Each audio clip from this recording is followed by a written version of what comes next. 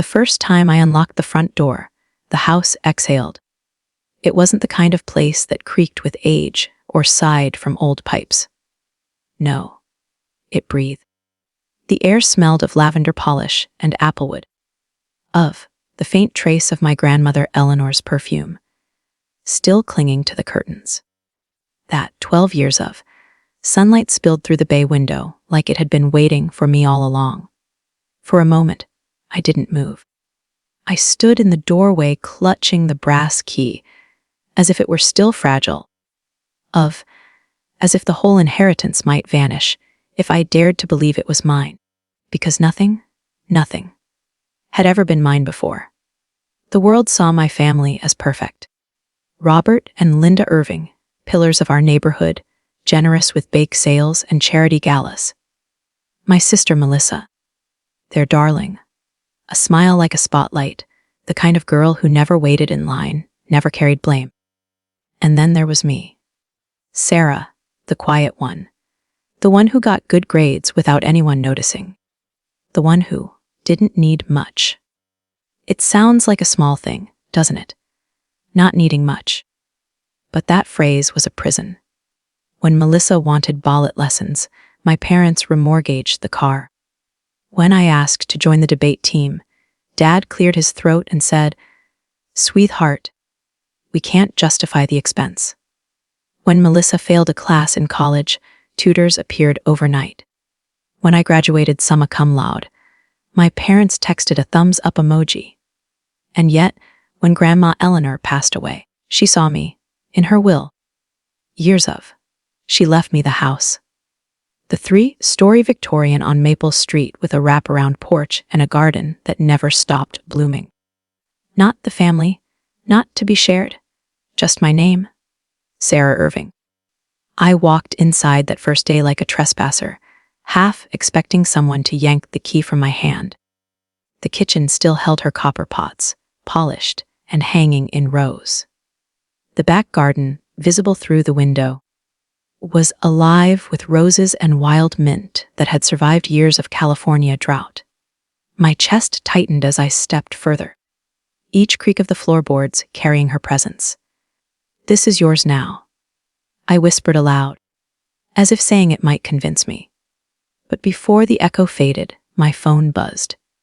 "Mom, we need to talk about the house. Tonight." There it was, the shadow behind the sunlight. 2 by evening they arrived. My parents didn't knock. Of course they didn't. They marched through the door with Melissa trailing behind like royalty. A faint perfume cloud, signaling her arrival before her heels even hit the tile. "Sarah," Mom said in her Sunday church voice, the one she used on neighbors and loan officers. "We've been thinking about what's best for the family." I stayed leaning against the counter, arms crossed. Every nerve braced for what I already knew was coming. Dad gestured vaguely around the room, as if the walls belonged to him. "This house is too much responsibility for you alone. Melissa's just been promoted. She needs a proper home for entertaining clients. It makes sense that she takes over." Melissa tilted her head, performing humility, though her eyes already glittered with possession. "What could work out something fair? Maybe you sell to me at a family price. Win-win, right? Win-win." My laugh cracked the silence like breaking glass. "For who?" I asked. To their silence said everything. Because here was the truth in 32 years of life. My parents had never once asked what I wanted. Not when they skipped my birthday dinner. Not when they left me standing alone at my graduation. Not when I begged them to stop comparing me to Melissa. And now, faced with the one gift I had been given without condition, they expected me to hand it over. Dad's jaw tightened. "Don't be difficult, Sarah. Family means sharing." I stared at the man who once told me I was stronger than Melissa, his favorite excuse for neglect. Funny. I don't remember anyone sharing with me. Melissa bristled. "This isn't about the past. It's about fairness. You already have a place to live. A place. That mold infested shoebox I could barely afford. The place I worked 3 jobs to maintain while she floated on credit cards my parents quietly paid. Fairness. The word almost made me laugh again. 2. They pressed harder. Mom with honeyed tones. Melissa with watery eyes. Dad with threats that smelled like smoke before fire. And all the while, I stood in my grandmother's kitchen remembering her voice. They don't love her more. Sweetheart. Grandma once told me, brushing my hair back as a teenager after yet another forgotten award ceremony. They love themselves more. Melissa reflects the version of themselves they want to believe in. You reflect who they really are. And that terrifies them. It was that memory that kept me steady as my parents circled like vultures. Melissa finally dropped the mask. If you don't sell me this house, you'll regret it. Don't think Mom and Dad will forgive you. Don't think the family will forgive you. Do you really want to be cut off from everyone? Cut off. The words should have stung. Instead, they landed like freedom. I looked her dead in the eye. Maybe I do. 2. The air thickened. My parents exchanged a glance I knew too well. The look that meant they were done asking nicely. Dad leaned forward. His voice low, the same tone that used to send me running to my room as a child. Sarah, this is not negotiable. Either you sell or you're no longer welcome in this family. For a heartbeat, fear flickered in me. The kind of fear only children of manipulation understand. The fear of exile, even when exile means liberation. Then my phone buzzed again. A new message. Unknown number. Sarah, this is Marcus Chen. I heard you might be selling a property on Maple Street. I'm interested. Can we talk? I froze, reading it twice. Marcus Chen. My study partner from college. The boy who once told me I deserved more than scraps. The boy who now, rumor said, ran one of Silicon Valley's fastest growing tech companies. Melissa's company. The universe has a cruel sense of timing. But sometimes, it sides with you. I slipped the phone back into my pocket. Heart hammering. My family didn't notice. They were too busy lecturing me about loyalty, about blood, about obligations I had never asked for. But I wasn't listening anymore. Because for the first time in my life, the board had shifted. The pieces were mine to move. And if they wanted a war over this house, I was ready to let it burn. The calls started before dawn. At first, I thought it was an emergency. My phone buzzed at 5:42 a.m. Mom's name glowing against the dark ceiling. For half a second, I panicked. Maybe Dad had a heart attack. Maybe Melissa was in the hospital. But when I answered, her voice was syrupy sweet. Sarah, honey, I couldn't sleep. I was thinking about the house. I closed my eyes. Of course. Always the house. It's such a big responsibility, she cooed, as if I were 5 again. We just don't want you to feel overwhelmed. Maybe it would be easier to let your sister handle it. She has Brad now, and you know how stable he is. A Brad. Melissa's newest fiancé. Or was it Blake? I couldn't keep track. Mom. It's not too much for me, I said flatly. I can handle it. The pause stretched long enough that I could hear her inhale through her teeth. Then, in a tone colder than steel, don't be selfish, Sarah. A click. That was the first of dozens. By noon, Melissa was crying on voicemail. By dinner, Dad was threatening to take legal steps. By bedtime, 3 cousins I hadn't spoken to in years were suddenly sending concerned texts about family unity. It was a script. I could see it in every message. The same lines copy, pasted into different voices. Think of what Grandma would have wanted. Don't tear the family apart. Melissa's fragile. You're the strong one. Strong. I hated that word. Because strong was never a compliment in our house. It was a license. Strong meant I could go without. 12 years of. Strong meant my birthday could be forgotten. Strong Meant I could survive neglect, so they didn't have to feel guilty. By the third day, my phone might as well have been a weapon. Each vibration made my chest tighten. Each text another jab reminding me that in their eyes, I was never a daughter, just an obstacle. I tried ignoring them. I buried myself in spreadsheets at work, the glow of numbers comforting in their logic. But Melissa found new angles. She cornered me in the parking lot of my office, her heels clicking like gunshots across the concrete. "Sarah," she pleaded, mascara already smudged into designer tears. "I'm not asking you to give it to me for free. Just, let's share it. Half and half. You don't even want to live there, do you?" I stared at her. 12 years of. The same sister who once threw my handmade dress into the trash because it looked cheap. The same sister who mocked my thrift store shoes while wearing a pair that cost more than my monthly rent. "You think sharing means you take and I give?"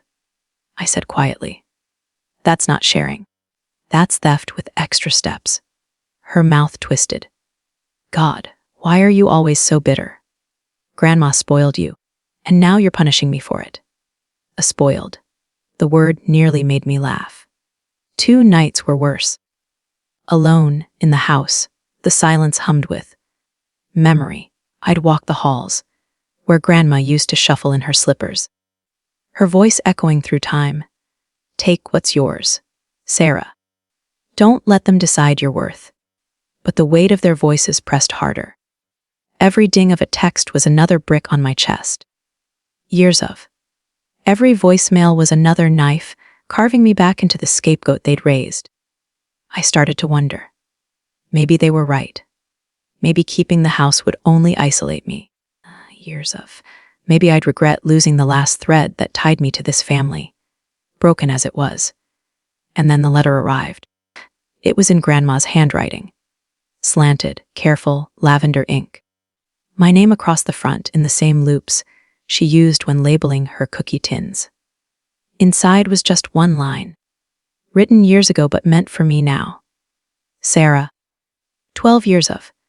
You will never regret keeping what is rightfully yours." I sat on the porch steps, holding that letter as the sky darkened. Cicadas buzzing in the garden she planted. And for the first time in weeks, the tightness in my chest eased. Of course, the next morning, Dad escalated. He showed up unannounced, a realtor in tow. A woman in a scarlet blazer with papers already printed, her pen poised like a weapon. "What can list it today?"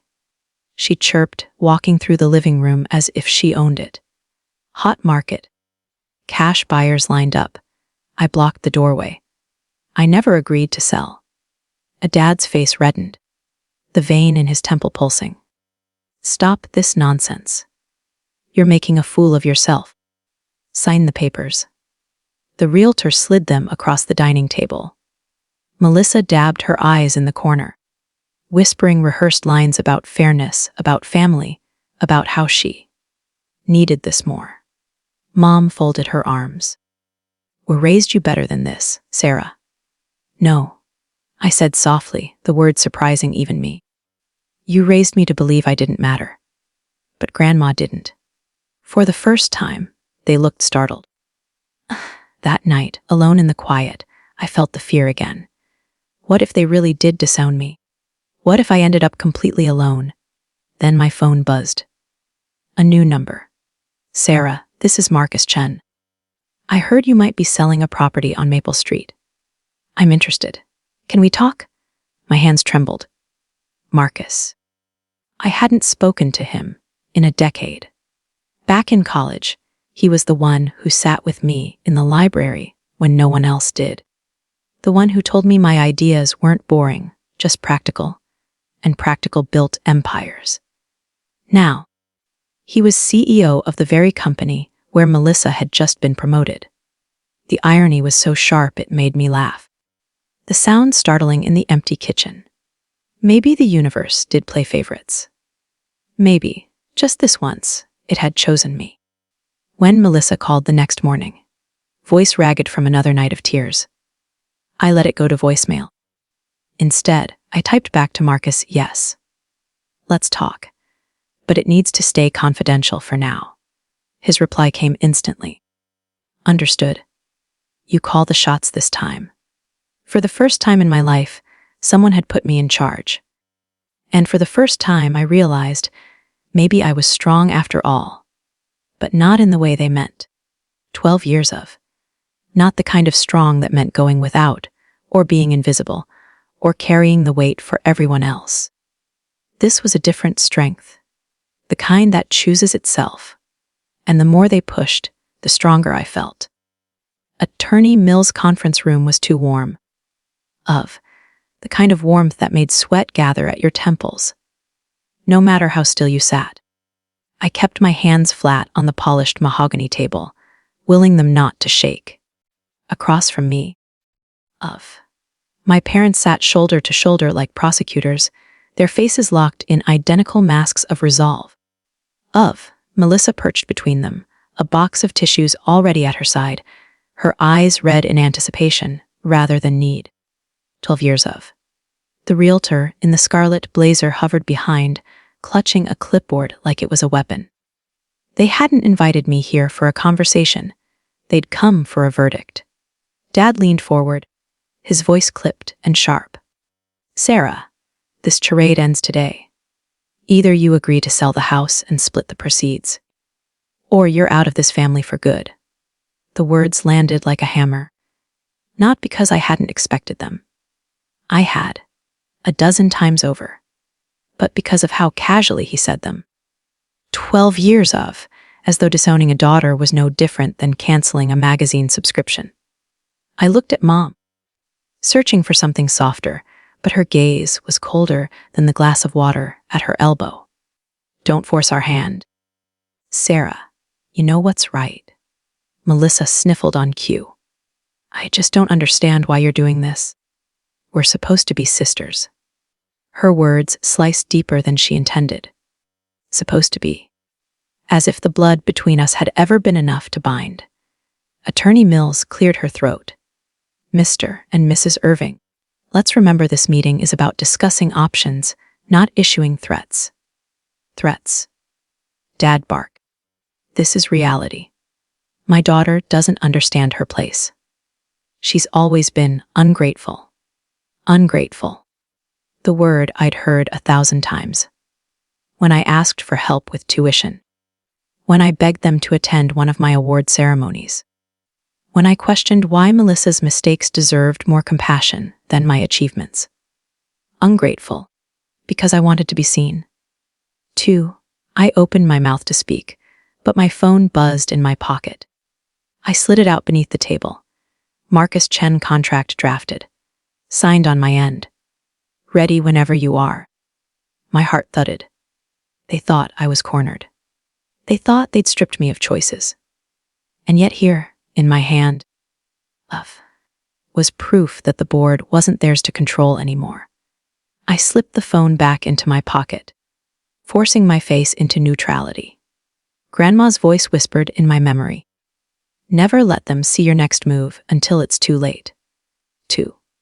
Dad shoved a stack of papers across the table. Sign them. Sarah, today, don't drag this out. I didn't touch the papers. Instead, I looked at him, really looked. His jaw was tight, but his eyes were restless, darting between me and Attorney Mills. He wasn't as certain as he wanted me to believe. You've already decided, I said quietly. This isn't a negotiation. You came here to strip me of what Grandma gave me. Mom's lip curled. Don't be dramatic. We just want fairness. Melissa needs the house for her future. The word need set my teeth on edge. Melissa dabbed her eyes. Brad and I are looking at starting a family. Don't you want me to have stability? For a second, I almost laughed. The audacity was dizzying. I worked 3 jobs for stability. I shot back. While you switched majors 6 times. I worked nights to pay for every credit. While you vacationed in Europe, I slept in a studio with mold on the ceiling. Don't talk to me about stability. Either room went silent. Even Attorney Mills shifted uncomfortably. Melissa's tears dried up instantly, replaced with venom. You're just jealous. You always have been. That word again. Jealous. As if my quiet endurance had always been envy, not survival. I stood, the chair scraping loudly across the floor.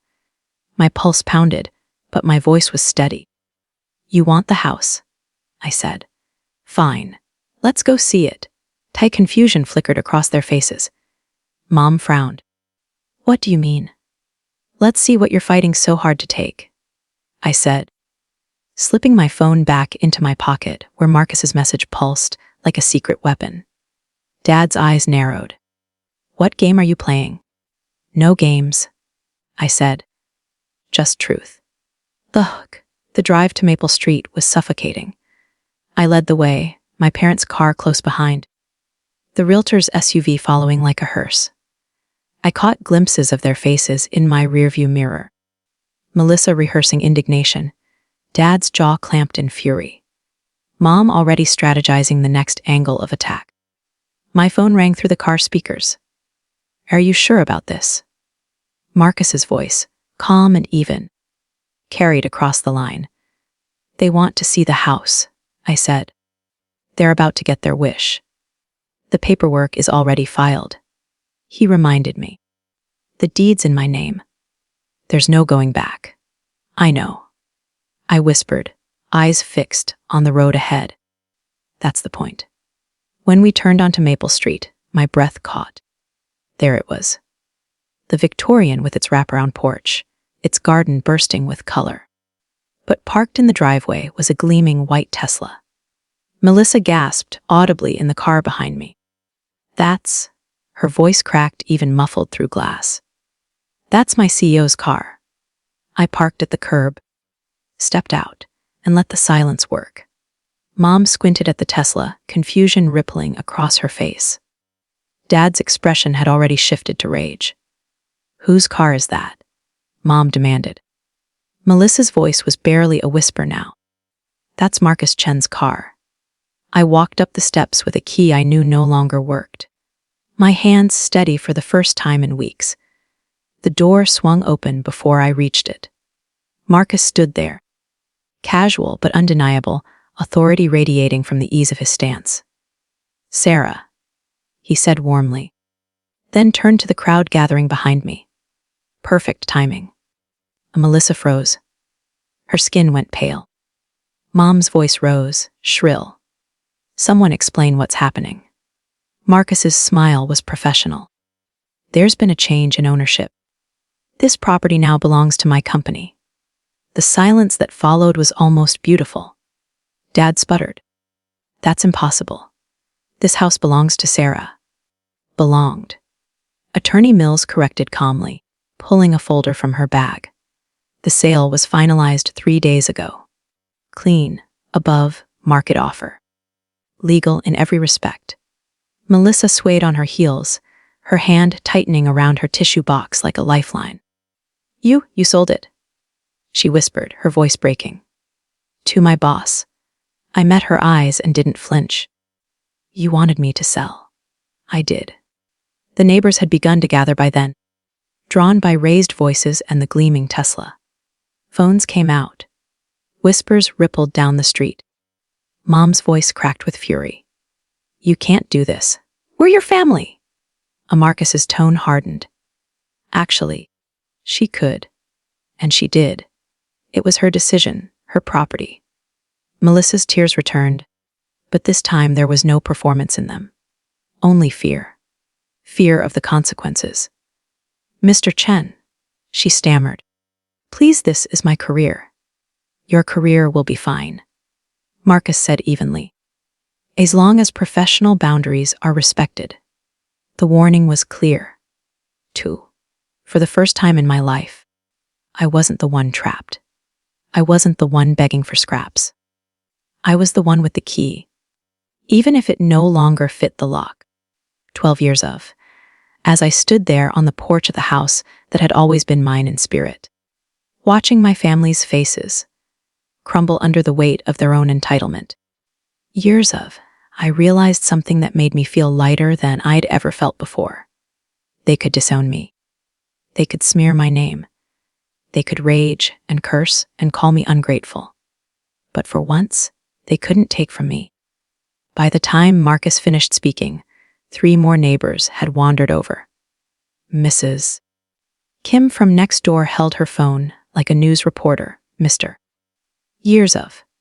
Peterson leaned against his fence with a grin that said he'd been waiting years for this show. Even children gathered at the curb, sensing drama the way animals sense storms.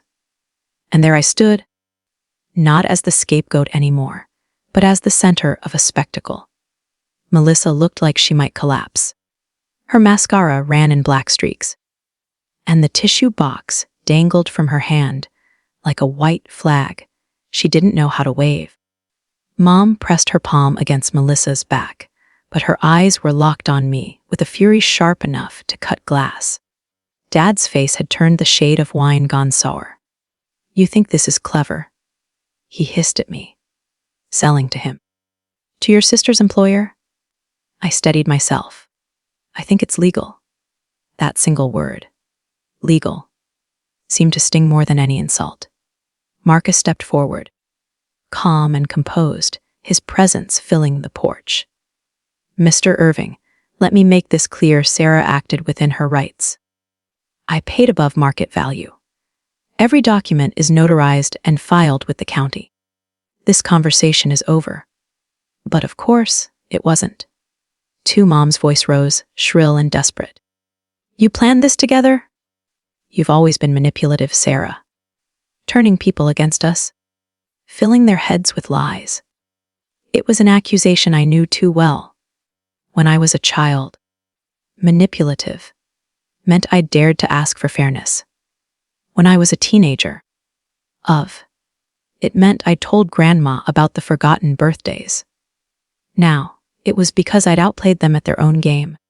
"You call this manipulation?" I asked quietly. "I call it survival." Melissa shook her head violently. "No, you did this to humiliate me. Admit it." The truth hovered on my tongue. Yes. Part of me had wanted her to feel what I'd felt my entire life. Overlooked, powerless, small.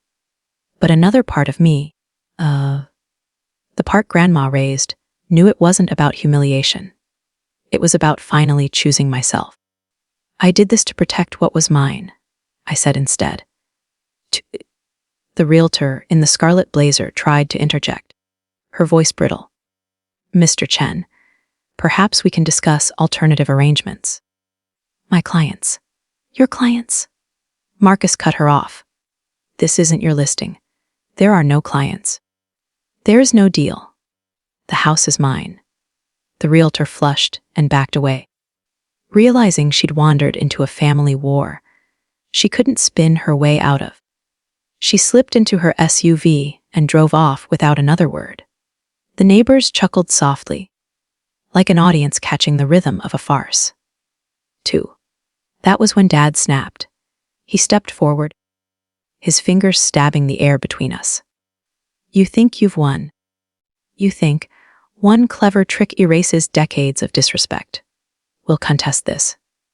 We'll drag you through court. We'll prove Grandma was manipulated." Attorney Mills, calm as ever, pulled a stack of papers from her bag and laid them on the hood of her Lexus, like a magician revealing cards. Already addressed. Eleanor Irving was evaluated by 2 physicians before signing her will. Both confirmed full mental capacity. The sale is airtight. Any lawsuit would be dismissed. Dad faltered. For the first time, his bluster cracked. Mom gripped his arm, but her glare was still fixed on me. "This isn't over. Blood doesn't break this easily."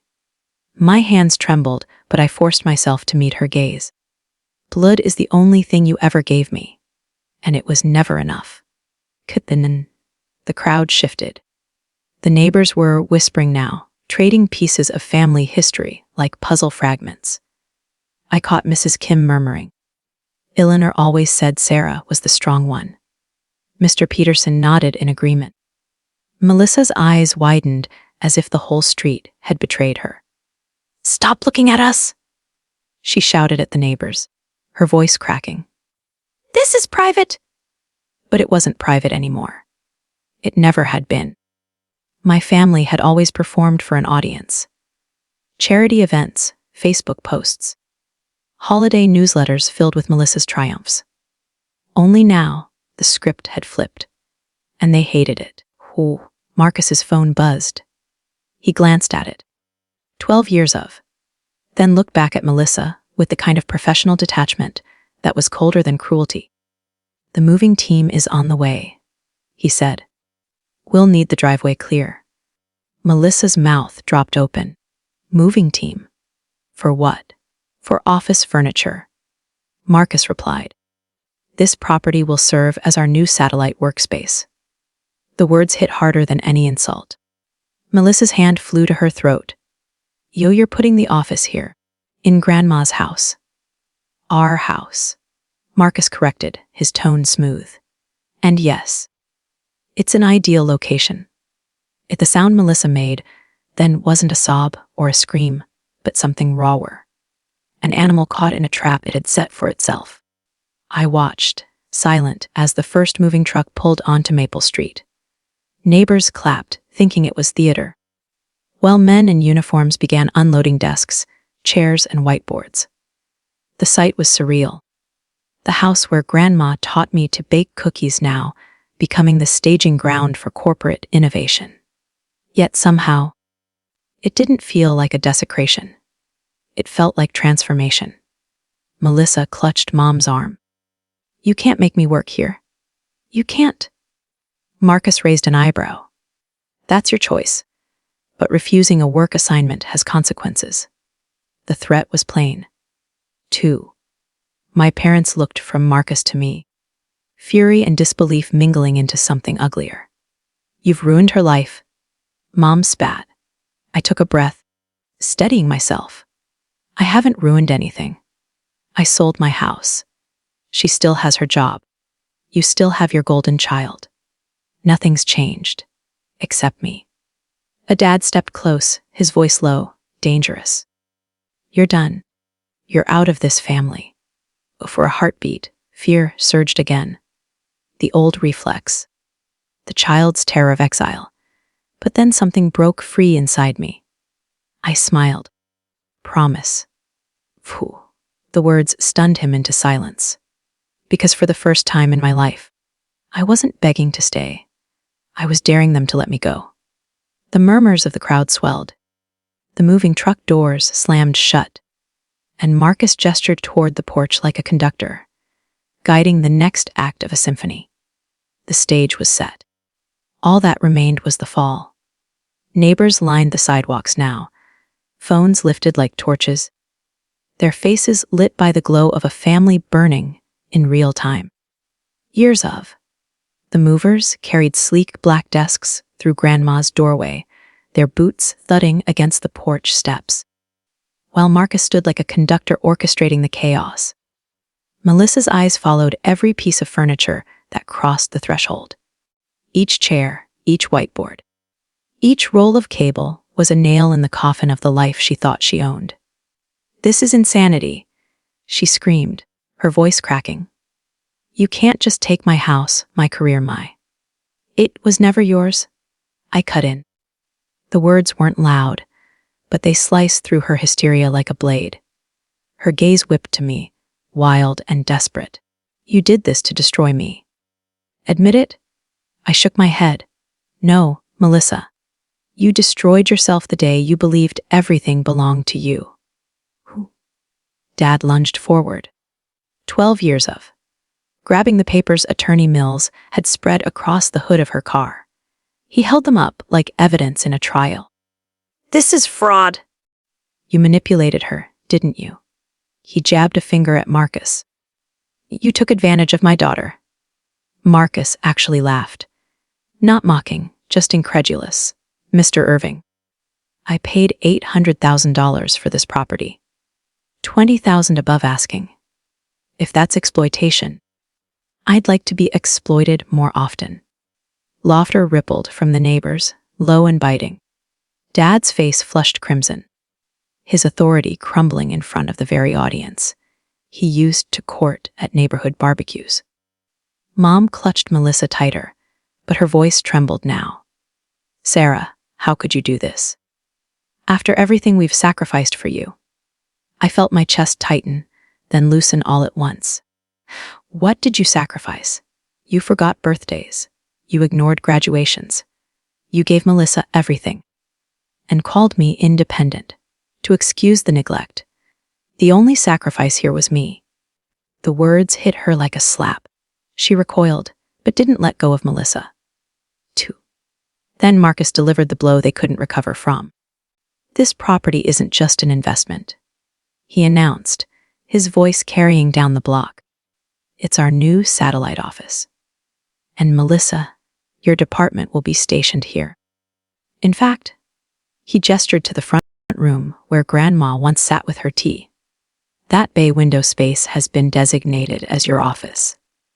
Melissa staggered back, her legs folding beneath her until she landed hard on the porch steps. "No," she whispered, her voice hollow. "Not here, not with her upstairs." "It's not harassment," Marcus said evenly. "It's business. You're free to request a transfer, of course. Though, HR may consider that a demotion." The crowd buzzed with the sound of neighbors hungry for more. Phones zoomed in. Mrs. Kim whispered audibly, "Eleanor would be proud of Sarah." Melissa's head snapped toward the neighbors. "Stop talking about her!" she shrieked. "You don't know her." But they did. Everyone did. And they knew my grandmother saw through the golden childshine long before Melissa ever did. Melissa turned back to me, her face streaked, her voice raw. "Please, Sarah, don't make me work here. Don't make me see you every day in this house. Please, I'll do anything. For a heartbeat?" I saw the little girl she once was. Before our parents built her pedestal. Before they carved my silence into her shadow. Vulnerable, afraid. And for that heartbeat, I almost wavered. Then I remembered 16-year-old me, crying alone after my parents skipped my honor society induction for her dance recital of. I remembered my 25th birthday when I woke up to silence while they toasted her at Nordstrom with champagne. I remembered every strong that meant invisible. "You made me beg my whole life," I said softly, "and no one ever listened. Now it's your turn." Her face crumpled. Dad surged forward, his voice thunderous. "You are no daughter of mine!" The old fear flared in me. The child's instinct to cower, to apologize, to plead for scraps of belonging. But I didn't cower this time. I stepped closer, close enough that the whole street could hear, and whispered back, "Finally." A gasps rose from the crowd. Cameras caught every word. Toop. Then came the final blow. Attorney Mills, cool and deliberate, pulled another document from her folder. "There's one more detail. Sarah has a lease agreement. 10 years, below market value. She remains a tenant here, with right of first refusal if the property is ever sold." Mom's knees buckled. Melissa sobbed openly. Dad stood frozen, a man stripped of his weapons. It was over. The moving truck doors slammed shut. The last desk rolled inside. Marcus gestured toward the porch. "Mr. and Mrs. Irving, unless Sarah invites you. You're trespassing. I suggest you leave before I call the police." For once, Mom didn't argue. She grabbed Dad's arm, dragging him toward the car. But she couldn't resist one last strike. "You've chosen strangers over family," she spat. I shook my head. "No. I chose myself over people who never chose me." Her face twisted, but she said nothing more. They left in silence. Melissa stumbling behind them like a broken marionette. The crowd clapped softly as if justice had just taken a bow. Phones lowered. Conversations erupted. And I stood there, shaking, not from fear but from release. For the first time in my life, I wasn't the scapegoat. I was the storm. The house was quiet again. 12 years of. 3 weeks had passed since that day on Maple Street, when my family's voices shook the walls, louder than any storm. The moving trucks were gone. The neighbors' gossip had shifted to other topics. The crowd had dispersed. But the silence they left behind was different, not heavy anymore. Cleansing. Downstairs, Marcus's team had transformed the parlor and dining room into a sleek workspace. 12 years of. Glass tables gleamed under pendant lights, whiteboards were scribbled with strategies and deadlines. It should have felt invasive, corporate. But every Friday at 5, when the last laptop shut down and the hum of voices faded, the house returned to mine. Upstairs, my sanctuary remained untouched. Grandma's china still lined the cabinets. Yeserf. Her lavender perfume still clung faintly to the curtains.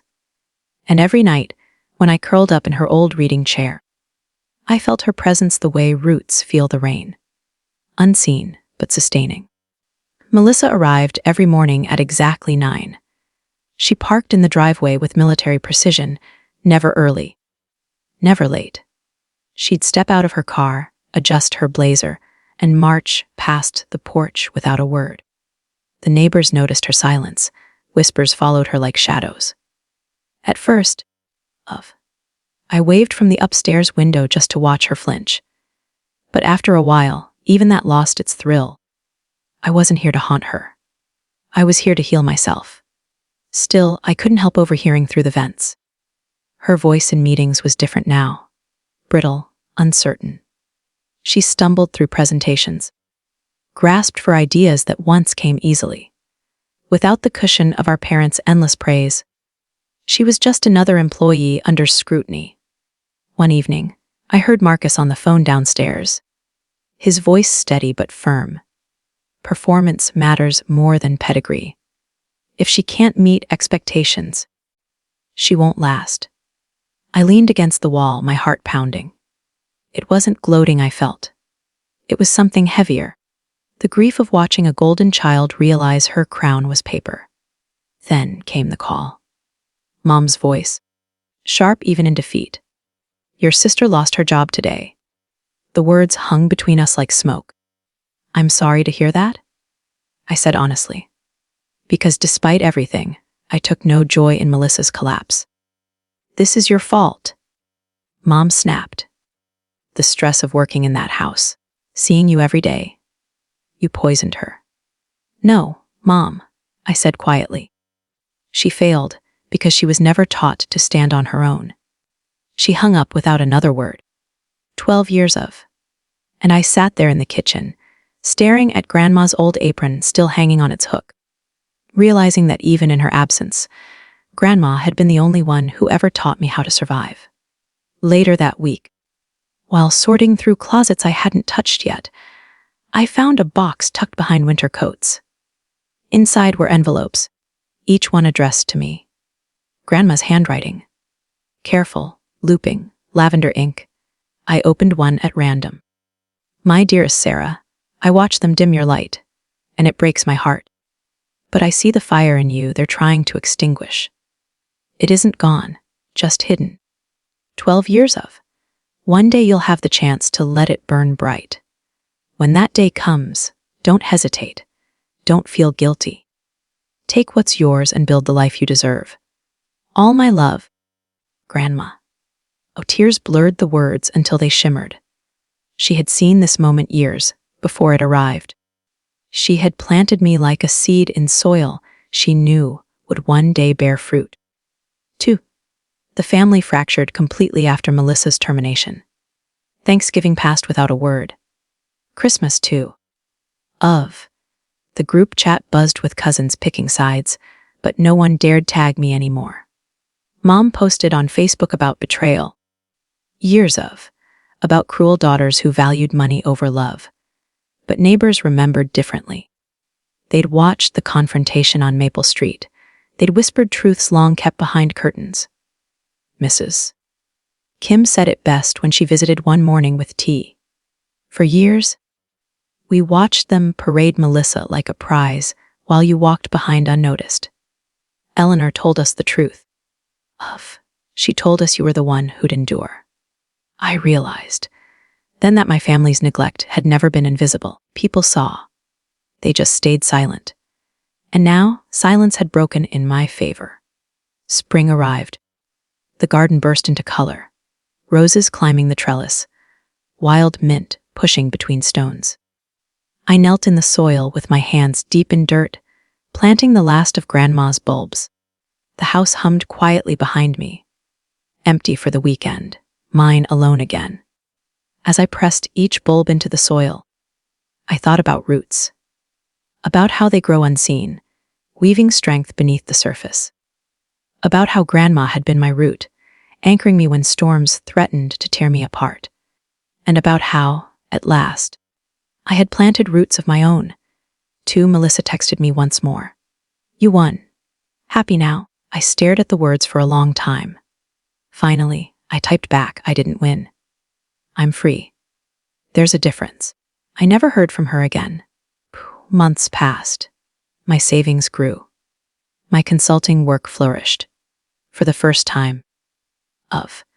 I woke each morning without dread, sipping coffee on the porch where Grandma once sat, greeting neighbors who now smiled at me like I belonged. Because I did. 2 p.m. one evening, Marcus stopped by after work. We walked through the garden, the air heavy with jasmine. Do you regret it? He asked quietly. I shook my head. Not for a second. He studied me for a moment, then smiled. Your grandmother was right. The best revenge really is contractual. We laughed softly, the sound carried by the breeze. But later, when I sat alone, under the stars, I thought about his words. It wasn't revenge I wanted. It was something quieter. Something deeper. It was peace. 2. I lit a candle in Grandma's old lantern and set it on the porch rail, watching the flame flicker in the dark. For so long, I thought strength meant silence, invisibility, endurance.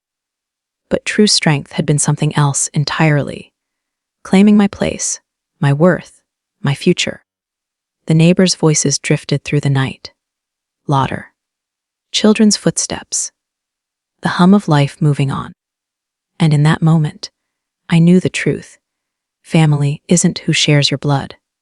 It's who protects your roots while you grow. The candle flame burned steady, casting light across the garden Grandma planted. And for the first time in my life, I no longer felt like a shadow. I felt like the fire